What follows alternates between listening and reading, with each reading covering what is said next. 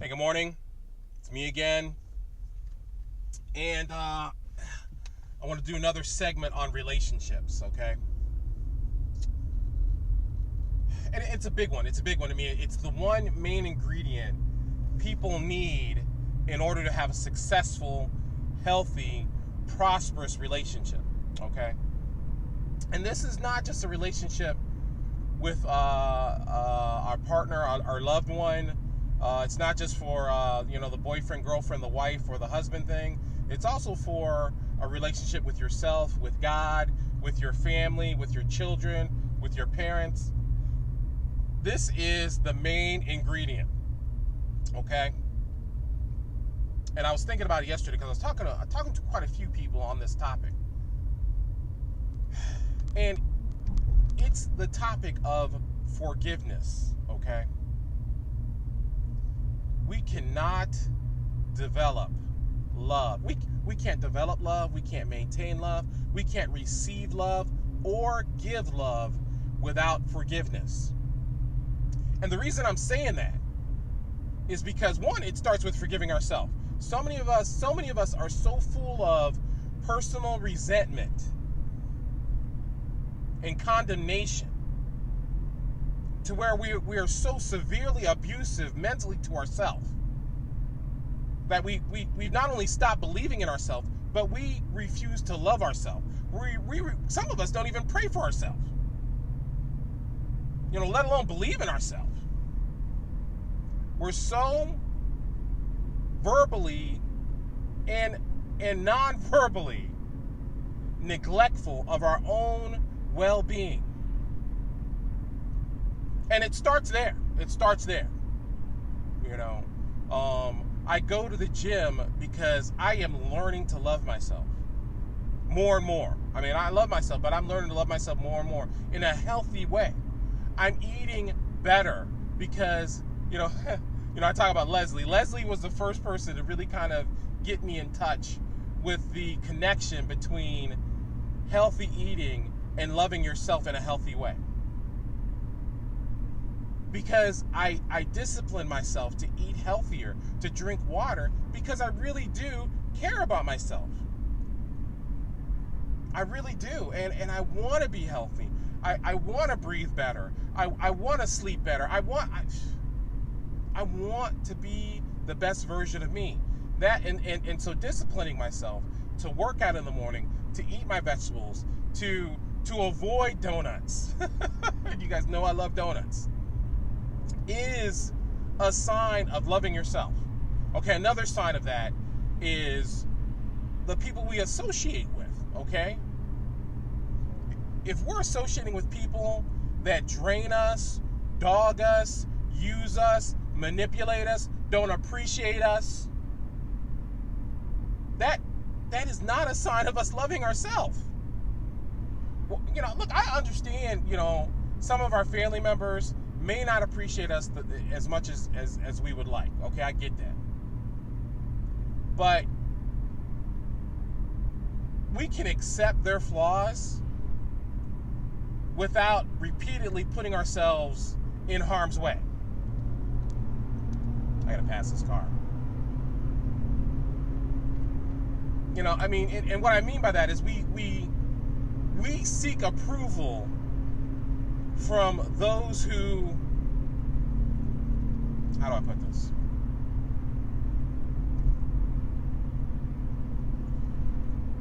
We want approval from people who lack compassion, okay? Lack sensitivity.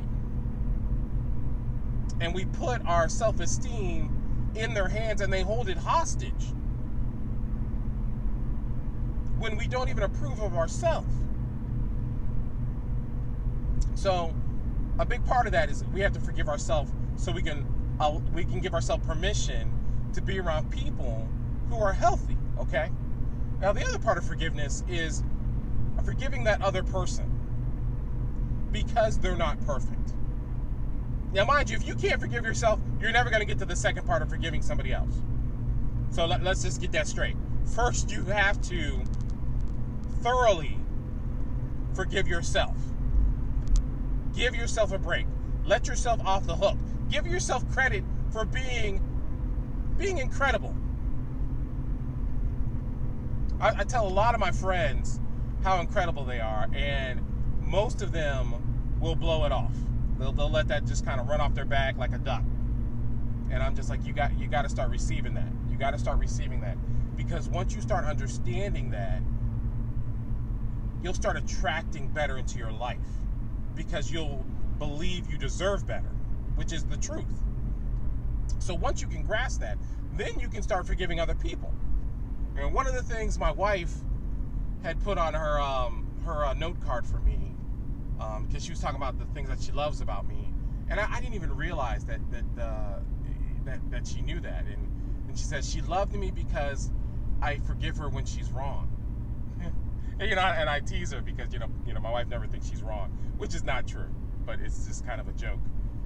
But she said that, and it just really kind of resounded with me to keep doing that, because sometimes we will harbor unforgiveness in our heart. I mean, we'll say, yeah, I forgive you, but we really can't stand them. That doesn't work, okay? That does not work. We have to let people go off the hook, man. We have to give them a pardon for their crimes against humanity. Which it really isn't that bad. It's not. I mean, I don't believe any of us have intentionally put, I shouldn't say that. Some of us do have emotional serial killers in our life, and we need to get rid of them. And I think the reason some of us hold on to these people that are sociopaths or narcissistic individuals is because we have not forgiven ourselves. So it still comes back to that. But if you do have somebody like that in your life, you still need to forgive them, but it doesn't mean you have to be with them, okay? That's a whole nother topic. But if you're in a relationship and there's a lot of bitterness and resentment, you can't operate like that. You are strangling and smothering love, because you can't have those two things in your heart. You can't have hate and love in your heart. It won't work. It's like mixing sand with flour and trying to bake a cake. It's horrible. And I see people do that all the time, where they'll flip back and forth. Because one minute they're loving, next minute they can't stand them. One minute they're giving compliments, next minute they're giving harsh criticism. One minute they're being inspiring, the next minute they're giving insults. And they're punching them in the face, and then they're giving them flowers. And you know what that says? It really says that underneath the facade of your compassion is hatred. Okay? Is anger and resentment. And if you're in a relationship and you're like that, you need to get a complete overhaul emotionally. You need to get on your knees and start praying for God to do something with your heart.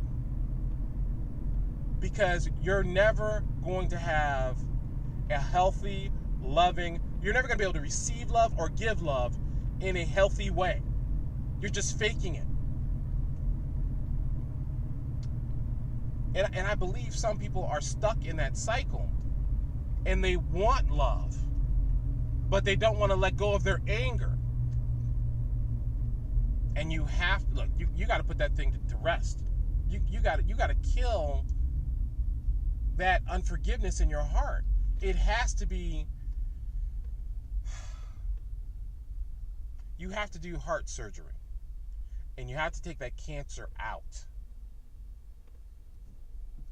I remember I was talking about a friend I had that I had done some work with, and it was a powerful story. And they had come to me and they had worked on their relationship, and it was brutal. I mean, there was a lot of hurt and heartbreak within the relationship, and after a year and a half, I'd say it was about a year and a half of them working with me. And I'm telling you, the husband and the wife would both walk out of my office, at one time or another, and they would be cussing me out, slamming the door, walking out, couldn't stand me, had fired me, and then they would call me back later and say, look, I'm sorry, you just really hit some, you pushed some buttons, and I was challenging them to get rid of their hatred, because they both had it. When I'm dealing with a couple, it is amazing to me, it's kind of hilarious how similar the couple has become, and they don't even realize it. That's why they fight so viciously, because they're really similar in their identity, in their emotional identity. They've really kind of become one. So I was talking to both of them, and I worked with both of them, and then I tell you, a year and a half later, they renewed their wedding vows. And it was incredible. And they allowed me to be there for that. And it was a wonderful, wonderful experience. And then a year and a half later, one of them died from cancer. Actually, it was a year later. A year later, one of them died from cancer. And I remember, okay, I'm trying not to get emotional. I remember coming to the house to visit and sitting by the bed, talking to the individual that was dying, and they were telling me to take care of the one that was left. Just take care of them. And I remember them both saying how much time. Well, one, they were talking about how grateful they were that they had the year together of real love. But the other thing that they said was how much they regretted how much time they spent fighting.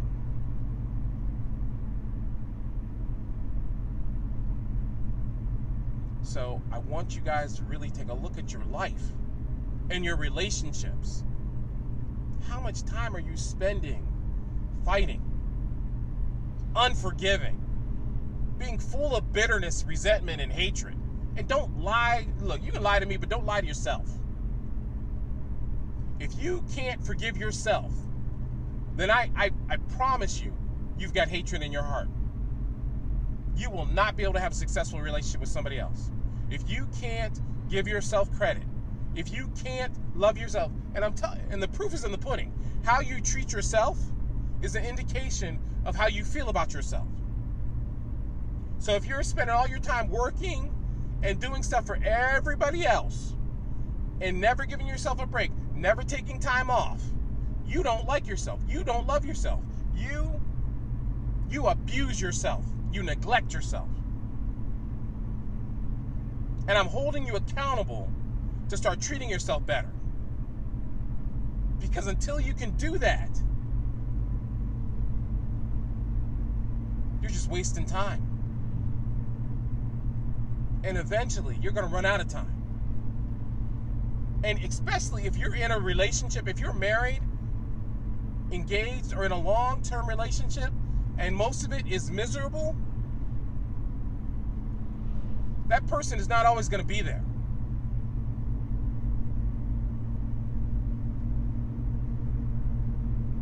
So if you don't want to have more regrets about your love life, about your life, then I'm encouraging you to get it together. Get it together in your heart, so you can live the life that you're meant for. So you can have the love life you're meant for. You can't fake real love. You got to love yourself first. And the greatest component of love is forgiveness. I mean, come on, guys. I mean, you guys know I'm a Christian. But you know the greatest act of love that God did for us was He died on the cross and He forgave us. That was the greatest act. He sacrificed Himself and forgave us. It was an example of what we're supposed to do. Am I willing to lay down my pride, my self-righteousness, my right to be right, to have a healthy relationship? Can I forgive myself for not being perfect? And then can I forgive that other person for just being human? They were human enough to love me. Am I human enough to accept that they make mistakes? So that is my heartfelt message on relationships today. I'll talk to you guys later. Love you guys.